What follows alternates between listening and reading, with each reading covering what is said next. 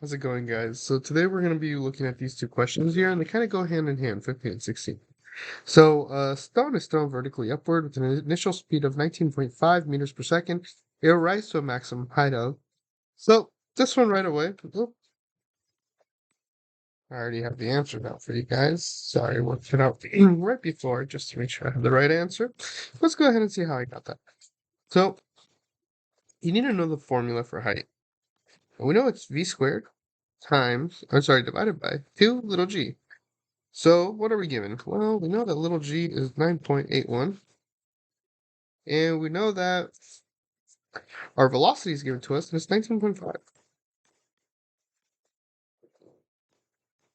So that's our v naught. There it is, and that's about all we're given. Well, that's all you really need to solve this. You would get 19.5 squared divided by 2 times d. And with solve for correctly, let's plug this into a calculator here. We have 19.5 times 19.5, and then we divide that by 2 times 9.8. You should get 19.4. So when we come back here to 1D kinematics, hey, look at that. It's option C. So let's go ahead and have a look at 16.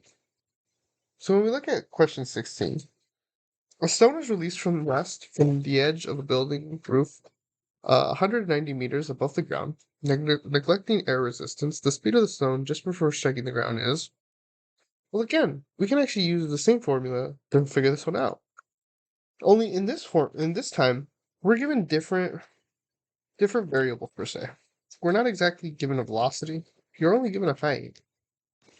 So you're given our height equals 190 meters. And we know that little g is equal to 9.81. Now let's go back to our question. Yep, we're only given about 100 meters. But what we're trying to find is the speed of the stone. Or the velocity, actually. So, funny thing here is, let's look at the formula real quick. Well, we're looking for v, but we know we have height. So why don't we rearrange the same formula to figure out height? So, what we would do is we would do v squared equals what could be seen as 2 times height times g. And voila. But in order to get rid of the square root, you get really v naught equals, or v equals the square root of 2 times g times h. And again, these are all getting multiplied, so this, that the order of that doesn't matter. I just changed it around for because I thought it looked nicer. So let's actually go ahead and plug this into our calculator. We get 2 times 190 times the gravity of the Earth, so the 9.81. And then you go ahead and take that answer and you square root it. And would you look at that? We get 61.05. And I'm just going to go ahead and round it using our sig fig number.